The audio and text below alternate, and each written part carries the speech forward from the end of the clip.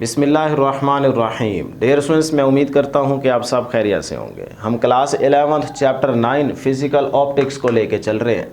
इससे पहले की वीडियो में हम यंग डबल स्लिट एक्सपेरिमेंट के टॉपिक को बड़ी डिटेल में डिस्कस कर चुके हैं, जो कि इस चैप्टर का बोर्ड के पॉइंट ऑफ व्यू से इम्पोर्टेंट लॉन्ग क्वेश्चन है।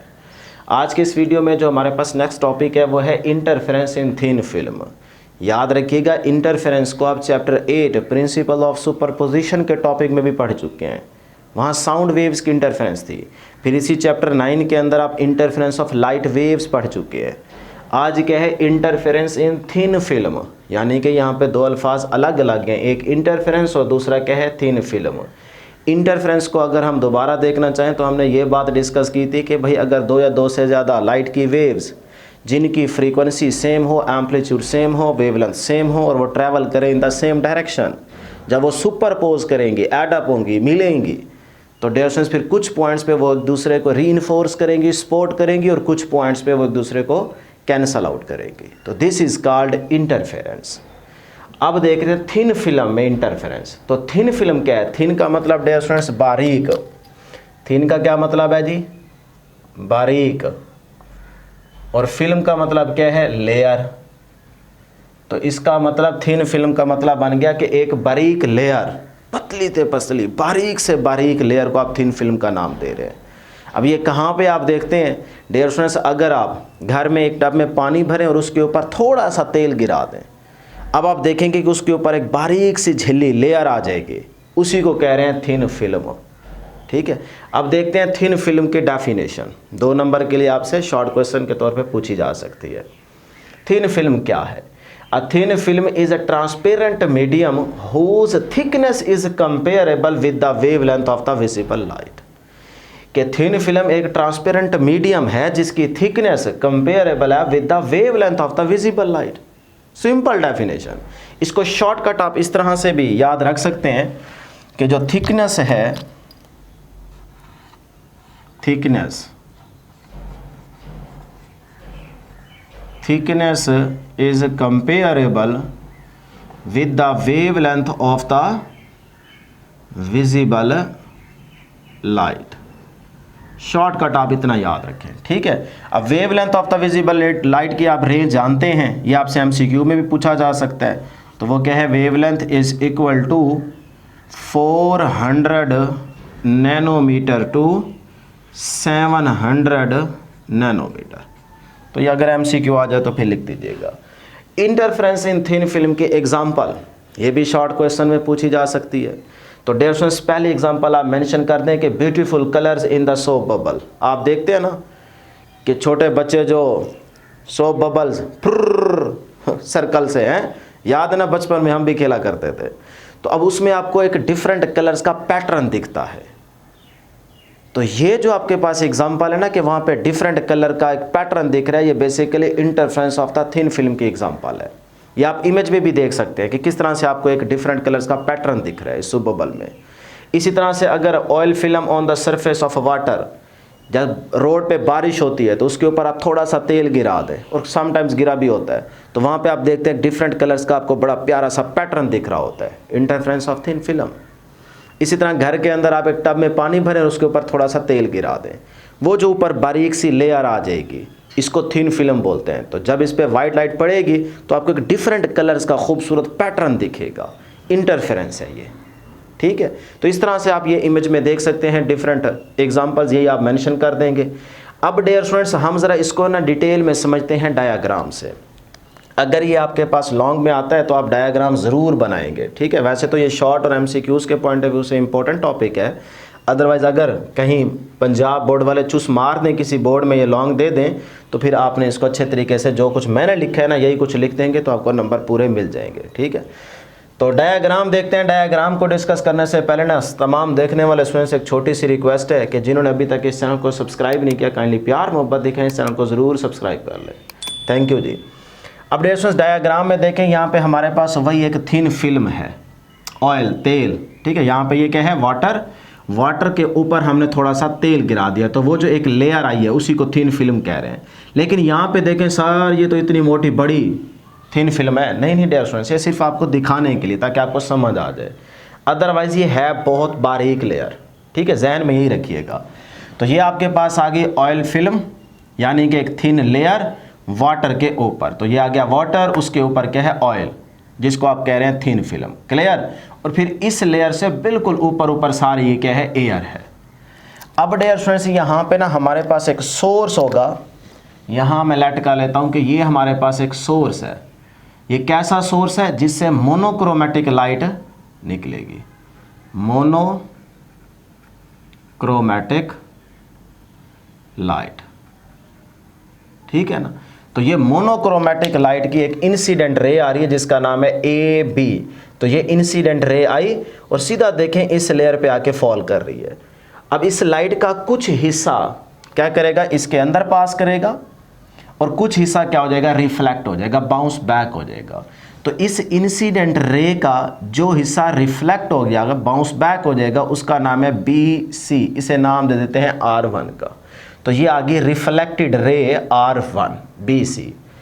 अब जो हिस्सा डिस्टेंस यहाँ से अंदर पास करेगा, अब आप जानते हैं कि एयर क्या है, रेयर मीडियम, ऑयल क्या है, डेंसर मीडियम।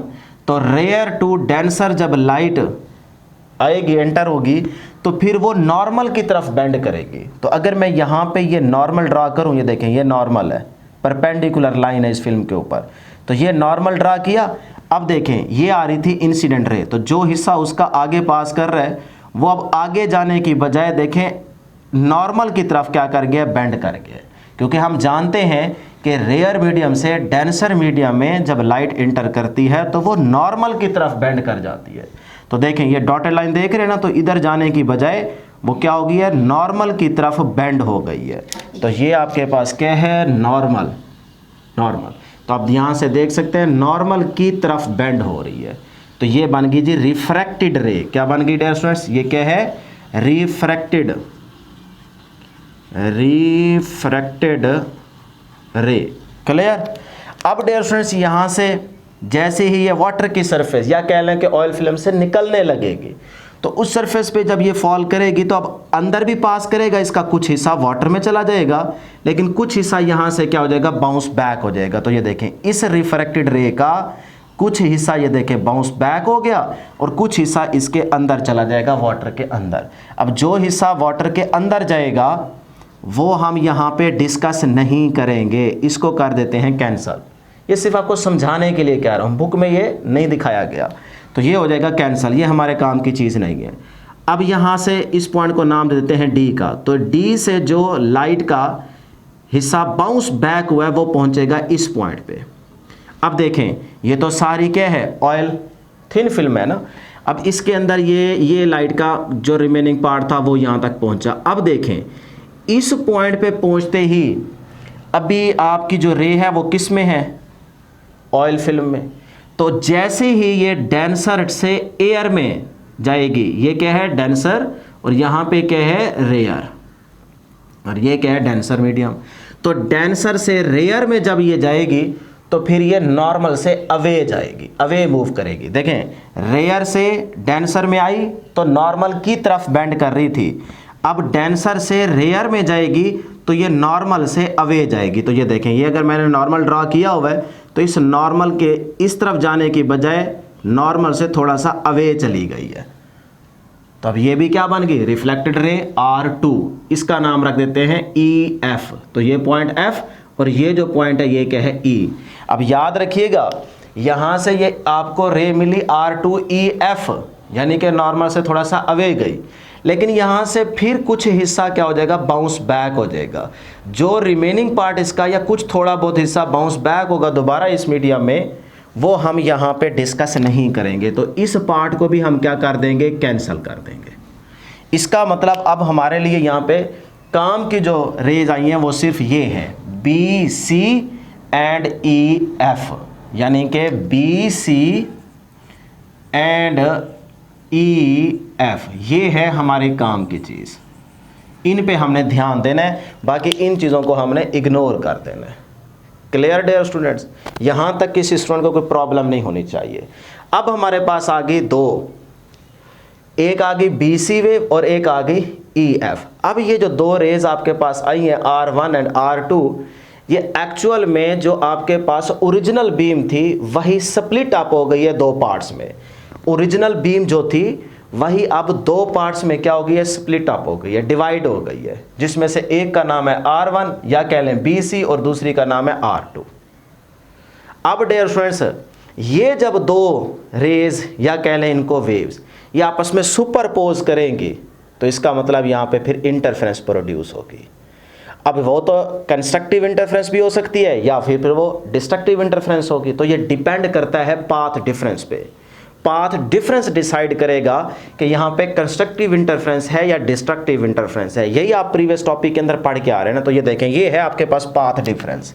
एक ये एक्स्ट्रा चीज़ आ रही है BD ये वाली, और दूसरी आपके पास क्या आ रही है, ये DE। तो इसका मतलब मैं कह सकता हूँ कि भाई जो मेरे पास BD प्लस, बल्कि इसको थोड़ा सा क्लियर लिख देता हूँ, यहाँ पे लिख देता हूँ BD प्लस DE, ये हमारे पास क्या है, ये है पाथ डिफरेंस। तो ये डिसाइड करेगा कि कंस्ट्रक्टिव इंटरफेरेंस है या डिस्ट्रक्टिव इंटरफेरेंस है। इंटरफेरेंस ऑफ लाइट तो प्रोड्यूस होगी ही होगी क्योंकि ये आपस में सुपरपोज करेंगी। क्यों? क्योंकि ये दोनों रेज अगर आप गौर करें तो इनकी डायरेक्शन भी क्या है, सेम, और ये मोनोक्रोमैटिक भी हैं। सोर्स से जो लाइट निकली थी वो मोनोक्रोमैटिक थी।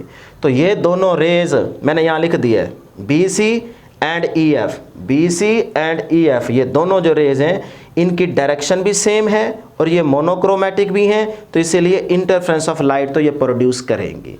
अब जो इंटरफेरेंस है वो या तो कंस्ट्रक्टिव इंटरफेरेंस होगी या डिस्ट्रक्टिव इंटरफेरेंस होगी। अब ये कौन डिसाइड करेगा, या किस चीज़ पे डिपेंड करता है, ये पाथ डिफरेंस पे डिपेंड करता है।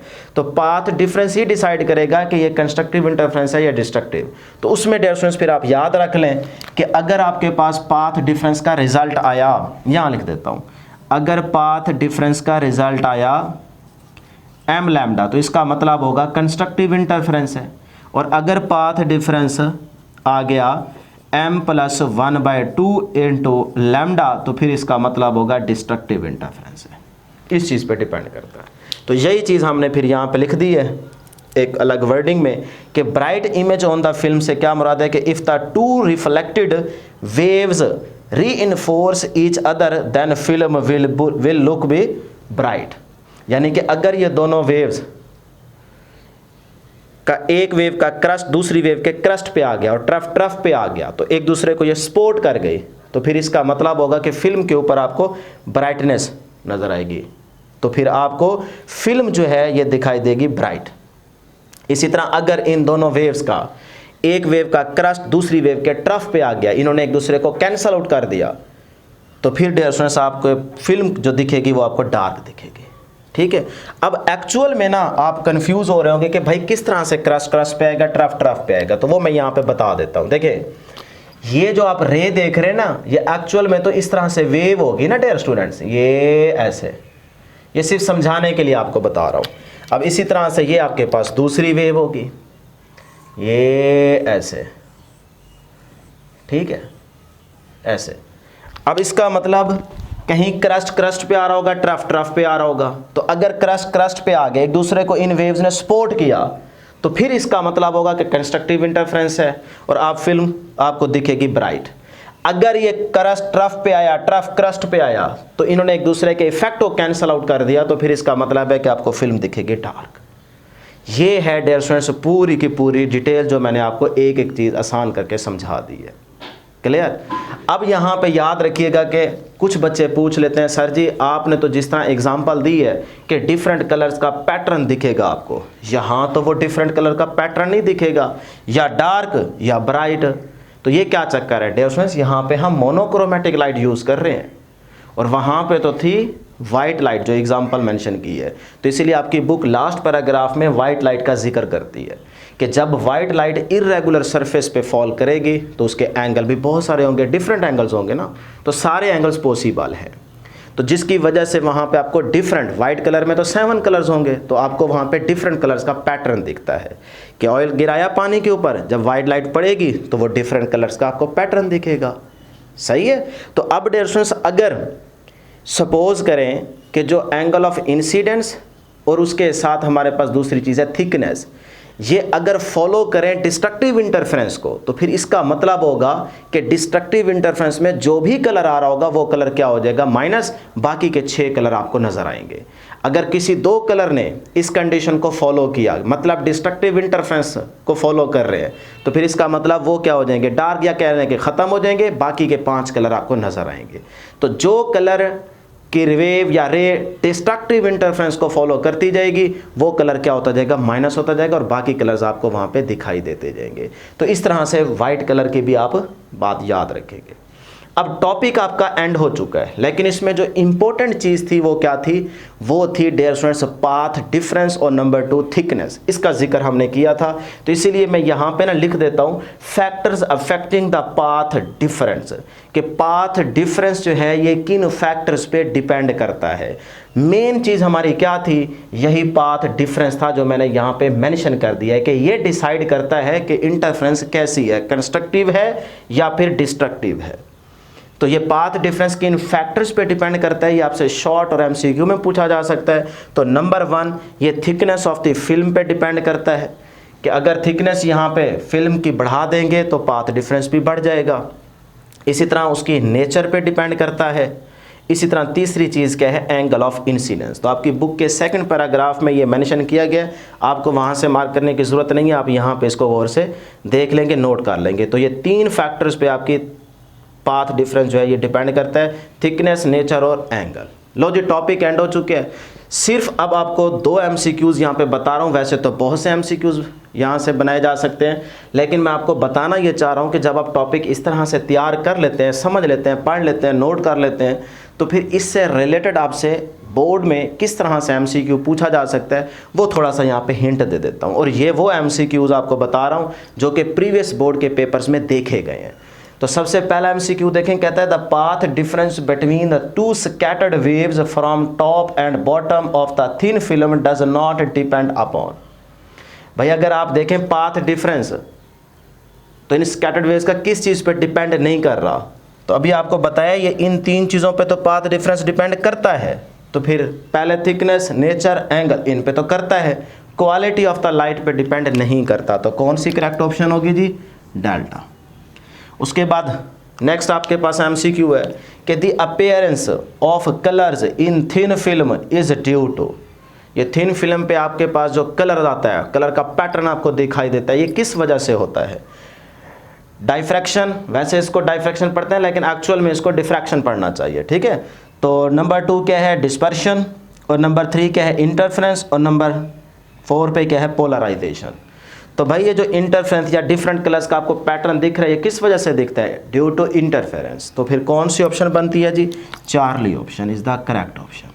अब देखें जो चीज़ें आपने पढ़ी हैं उससे रिलेटेड इस तरह से वो आपसे एमसीक्यू पूछ सकता है। तो ये हिंट दे दी है, ये प्रीवियस बोर्ड के पेपर्स में तकरीबन लाहौर का अगर आप पेपर देखेंगे 2014 का, इसी तरह से साहिवाल का, तो उनमें ये एमसीक्यूज़ आ चुके हैं। तो ये भी आप साथ साथ समझते जाएंगे, नोट करते जाएंगे। तो ये थी डियर स्टूडेंट्स हमारे पास आज की डिस्कशन।